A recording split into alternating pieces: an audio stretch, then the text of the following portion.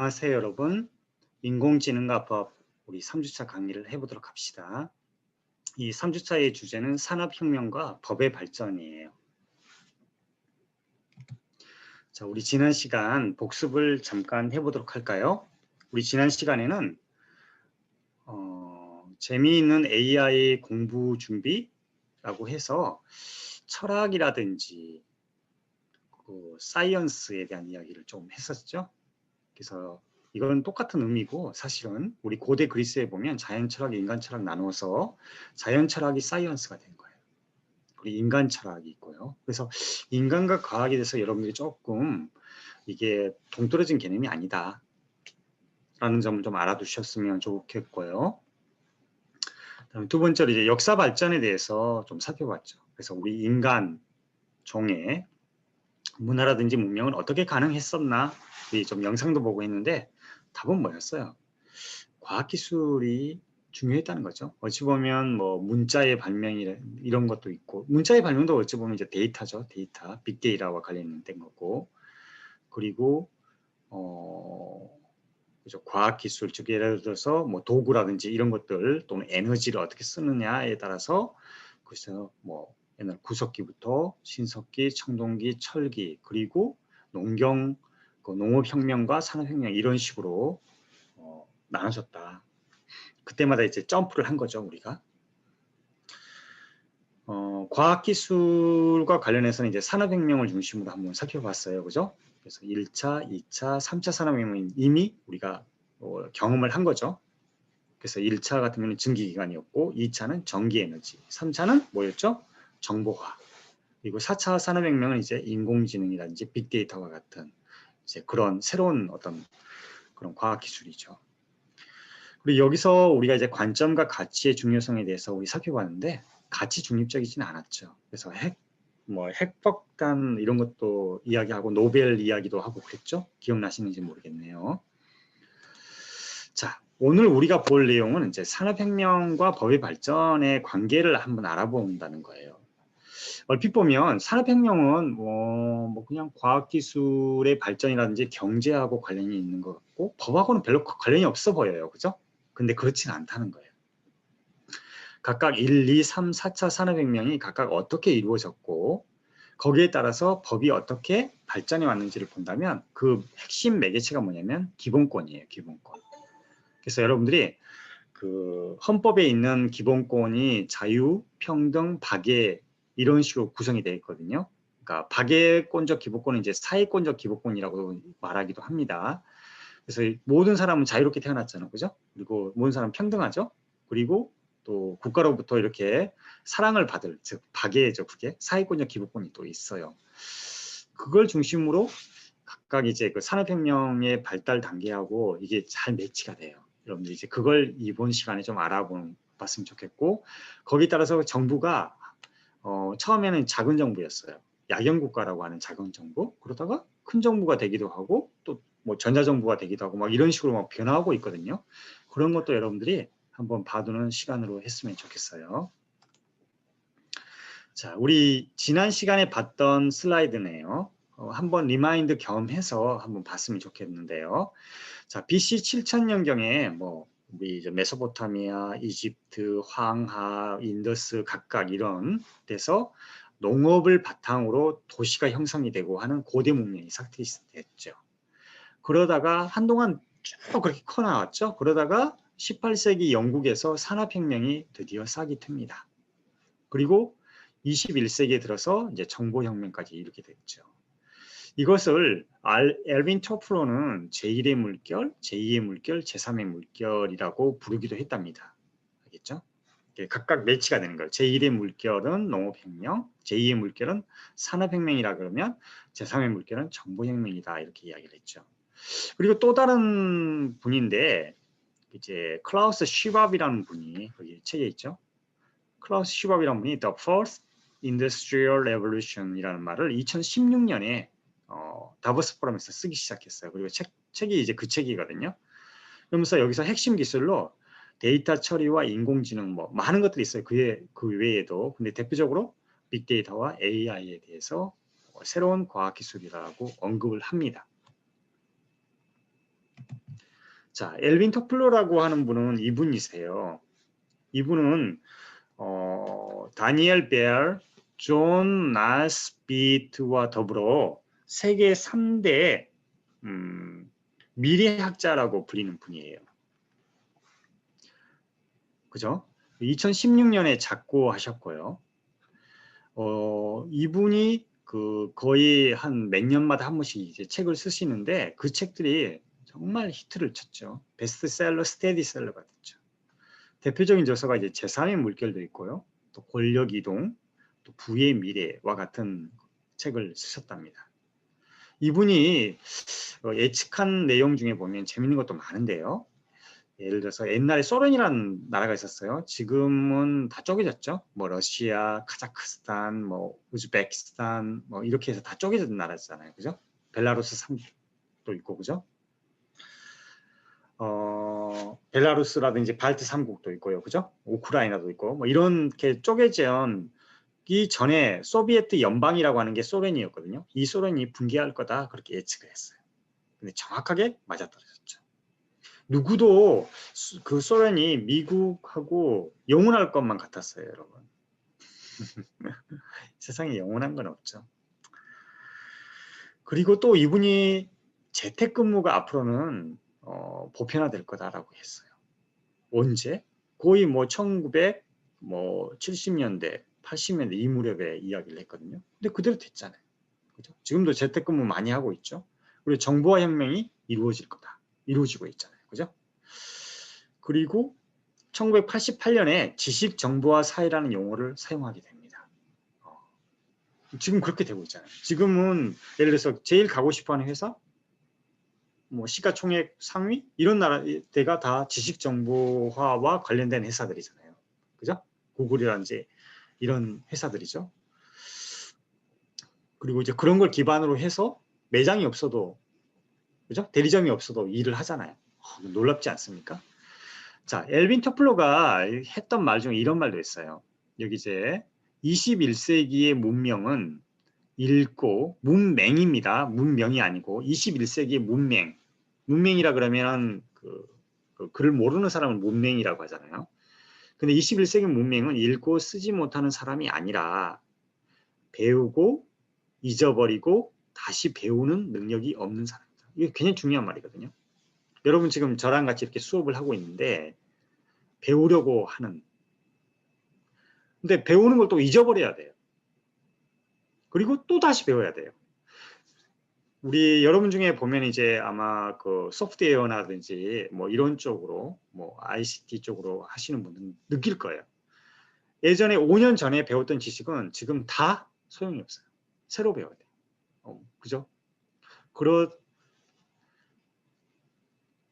또 5년 뒤에는 또 어떤 그 컴퓨터 사이언스 이런 쪽의 기술이 나올지 모르잖아요. 그죠? 그때는 전혀 다시 또 새로 배워야 될 거예요. 즉 21세기 문명을 이야기한다는 것은 지식정보화 사회를 염두에 두고 그런 기술을 또 그런 지식을 계속 습득하고 배우려고 하는 자세가 있어야 된다라는 걸 강조하는 것 같아요. 엘빈 토플러는 참고로 우리의 한국을 되게 좋아하셨던 분 중에 하나입니다. 자, 여기 보시면 또 엘빈 토플러 이런 말도 해요. 자, future shock라는 말을 해요. 그죠? future shock. 그래서 이게 들어있는 영상을 한번 같이 보도록 할까요? 자,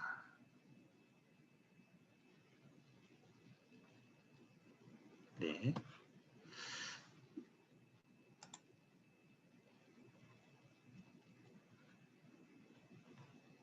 이제 제가 나와버렸네요. 다시 들어갈게요. 여기. 이게 아니라 이렇게 들어가서 이쪽으로 다시 들어갈까요? 이거네요. 이건가? 저도 헷갈리네요. 다시 한번 들어가 볼게요.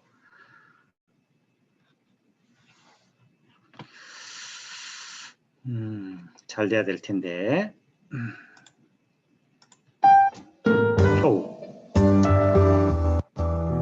이미 뭐가 이루어지고 있는데 잠깐만요. 쉐어를 다시 해드릴게요. 네.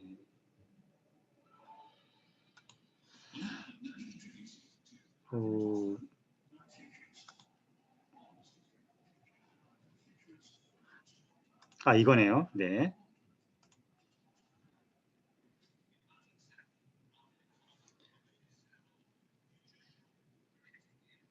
자, 소리가 안 들릴 수도 있으니까 제가 한번 체크를 한번 다시 해드릴게요.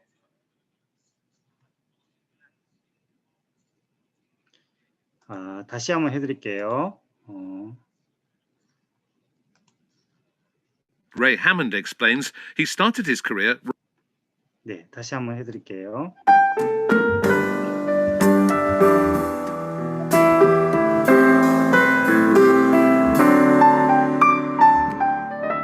퓨처리스트, 미래학자란 뜻입니다. Well, now, let me introduce you to Alvin Toffler. I'm a futurist. All of us think about the future, but a futurist devotes more time to thinking about the long-term future, not just what's going to happen next. In 1970, Alvin Toffler published his seminal book, Future Shock, predicting the impact that new technologies would have on society and governments. It made him something of a global superstar, much in demand to speak at conferences and on TV and radio. Alvin Toffler was born in New York, the son of immigrants from Poland. As his fellow futurist Ray Hammond explains, he started his career writing for magazines. He was a journalist and he was a Marxist as a young man, and he and his wife went to work in industry so they could actually understand what it was like to be a blue-collar worker. And he started to write about the labour market, but between 65 and 70, he and his wife, Heidi, started to realise that the technology that was coming in, which of course was computer-led in the 60s, was going to change society dramatically. And all that led to the publication of Future Shock. That was the big one. 1970. What do we buy? Where do we go? What should we think? The make, the model, the price, the pitchman's plea. Buy now. Keep up with the latest. What was the thesis in that book? Essentially, it said that because of technology, change would be so dramatic in society that we would all find it difficult to keep up. Technology feeds on knowledge, and knowledge expands at a phenomenal rate. There would be ruptures in society as a result, as some groups were left behind whilst others struggled. And he said that democracy as we know it isn't really suitable for a highly technological age, because democracy as we know it came out of the industrial period. All of the quote, advanced economies, advanced in different degrees, are making a fundamental transition from being brute force economies that are based on repetitive labor and muscle power to brain force economies. He argued in that 1970 book for what he called anticipatory democracy, a government which actually called on experts from all walks of life to actually lay down ideas which would lead to policies, so that instead of saying over the next few years we'll build more houses, potential government would say over the next 25 years we will do this. And of course this led to his books being taken up strongly in China. If we can recognize that industrialism is not the only possible form of technological society. The reaction of Jiang, who was then the chairman of the party, was so strong that he invited Alvin Toffler to China in the early 80s. And Toffler's books were actually part of the curriculum in Chinese school. If we can begin to think more imaginatively about the future, then we can prevent future shock, and we can use technology itself. And it also happened to a lesser extent in the Soviet Union. And Mikhail Gorbachev was a huge fan. But in both of those nations, I believe Toffler actually influenced the turn of events, China's rise and the disintegration of the old communist system. What about in the West? How was he received in his native USA? He had his own television shows in the 80s. He was invited to the White House, but he wasn't a joiner. He never became a Washington person. He was always called on for advice. He regarded himself as a maverick, and I think that was one of his great strengths. And what was his wife's contribution to his work? Because some say she was the power behind the throne. He credited her in his later life as being editor at first and then co-author. But he said, always with a little chuckle, but the big ideas, I started them. How many of his predictions would you say have come true? I don't think he made predictions as such. I think he identified trends, and the big ones certainly have come true. What's most important is that we simply do not accept everything, that we begin to make critical decisions about what kind of world we want and what kind of technology we want. He was a master storyteller, and he actually enthralled presidents as much as he enthralled ordinary people. The choices we make will determine the nature of their world. There is still time. Memories of Alvin Toffler, who's died aged 87.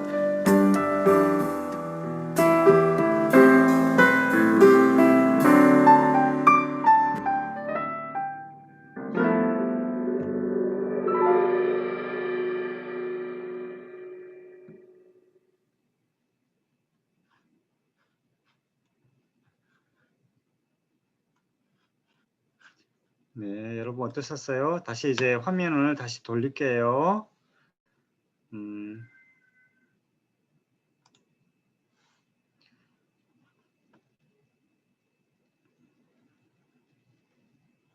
네, 이거네요. 이거군요. 네, 이걸로 다시 바꿀게요.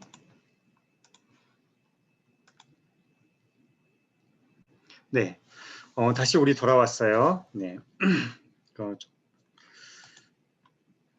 엘빈 토플러 또 영상이 하나 더 있는데 뭐 굳이 이것까지는 볼 필요 없고 나중에 제가 영상을 하나 올려드릴게요. 이거는 22분짜리인데 뭐 그렇게까지 할 건 없을 것 같고요. 그리고 1차 산업혁명으로 바로 넘어가죠. 자, 1차 산업혁명이라 그러면 1784년부터 영국에서 시작된 혁명이죠. 그래서 이때 교반법이라고 하는 새로운 어떤 그 과학기술이 나옵니다. 그래서 액체 상태의 철을 세막대기로 저어서 탄소와 불순물을 제거하는 공법인데요. 이것 수행하는 기계를 처음 발명한 것이 자동화의 시작이라고 합니다. 그러니까 기계가 이제 나옵니다.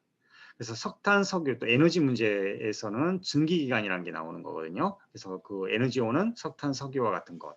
그래서 증기기관차의 시대가 시작되었으며 연결성이 혁명적으로 증가되고 다리, 터널, 항만 등의 기반시설 건설이 촉발되었다.